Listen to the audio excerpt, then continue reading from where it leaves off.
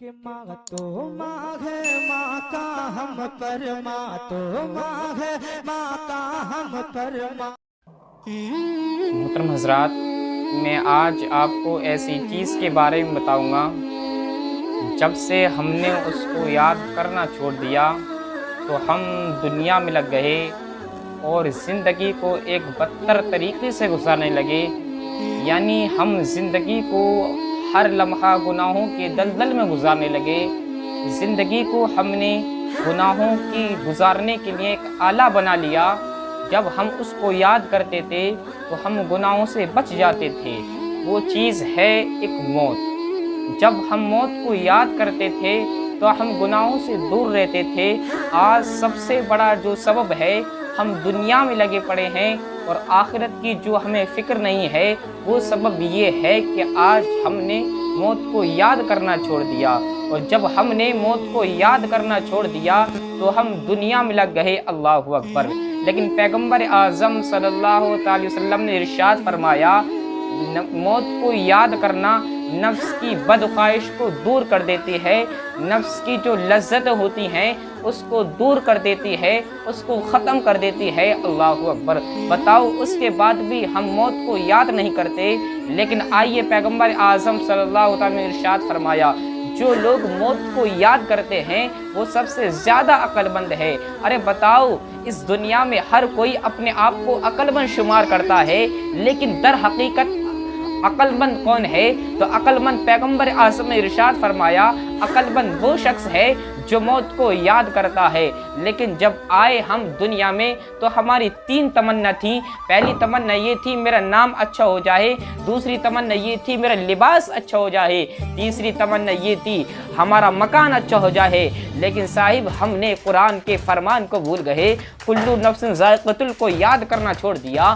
ہم نے اس آیت کریمہ کو بھول گئے، اس لیے ہم نے دنیا میں آنے کے بعد ایسی تین تمنا کی جو قبر تک ساتھ بھی نہیں گئی۔ جب ہماری روح نکل گئی، جو ہم نے دنیا میں آنے کے بعد تین تمنا کی تھی وہ تینوں متغیر کر دی جاتی ہیں روح نکلنے کے بعد۔ جو پہلی تمنا تھی ہماری یہ تھی کہ میرا نام اچھا ہو جائے، دوسری تمنا یہ تھی میرا لباس اچھا ہو جائے، تیسری تمنا یہ تھی میرا مکان اچھا ہو جائے۔ لیکن جیسے ہی ہمارے جسم سے روح نکلی، ان تینوں چیزوں کے نام کو متغیر کر دیا گیا، ان تینوں چیزوں کے نام کو بدل دیا گیا۔ جو ہمارا نام تھا اس کو لوگ مردہ کہنے لگے، جو ہمارا لباس تھا اس کو لوگ کفن کہنے لگے، جو ہمارا گھر تھا اس کو لوگ قبر کہنے لگے۔ اللہ اکبر۔ بتاؤ، غور کرنے کی بات ہے مسلمانوں کہ ہم نے دنیا میں آنے کے بعد ایسی چیز کی تمنا کی جو ہمارے قبر تک بھی ساتھ نہیں گئی۔ اللہ اکبر۔ بتاؤ، ہمارے مرنے کے بعد یہ ساری دنیا بے وفائی کر جاتی ہے۔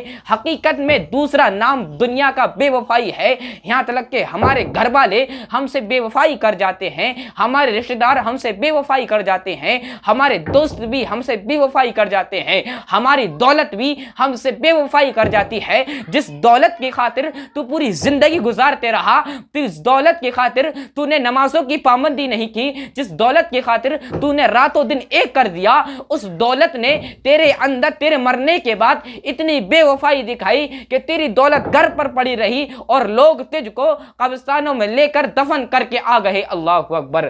حضرت عائشہ صدیقہ رضی اللہ تعالی عنہا نے عرض کیا، یا رسول اللہ، کسی کا حشر شہداء کے ساتھ بھی ہوگا؟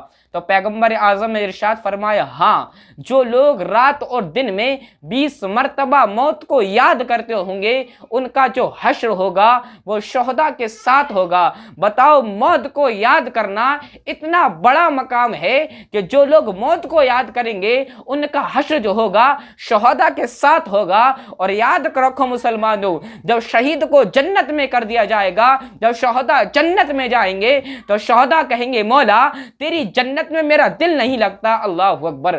ہر انسان یہ چاہتا ہے کہ میں جنت میں چلا جاؤں، جنت میں لطف آئے گا، جنت میں میوے ملیں گے، جنت میں غلمان ملیں گے، جنت میں حوریں ملیں گی، جنت میں ہر چیز ملیں گی۔ لیکن ایک شہید ایک ایسے انسان کا نام ہے، شہید ایک ایسے شخصیت کا نام ہے، وہ یہ کہے گا، مولا تیری جنت میں میرا دل نہیں لگتا۔ اللہ اکبر۔ پھر اللہ تعالیٰ فرمائے گا، بتا تو شہید کیا چاہتا ہے؟ تو وہ یہ کہے گا، مولا میں یہ چاہتا ہوں کہ میرے لیے دوبارہ زندگی جی جائے اور بار بار میں تیری راہ میں جہاد کرتا رہوں, بار بار میں تیری راہ میں شہید ہوتا رہوں, اس سے اچھا مجھے کوئی کام نہیں لگ رہا ہے. اللہ اکبر. مسلمانوں یاد رکھو, ہماری موت ہماری قبر ہمیں پکار رہی ہے اور اس بات کا ہمیں یہ درس دے رہی ہے, اے لوگو اپنی غفلت کی زندگی گزارنے والوں, ایک نہ ایک دن میرے پاس آنا ہے, اور جب میرے پاس آؤ گے تو اپنی تیاری کر کے لانا, اس لیے کہ میرے اندر کیڑے ہیں, مکوڑے ہیں, میرے اندر کالی کوٹریوں میں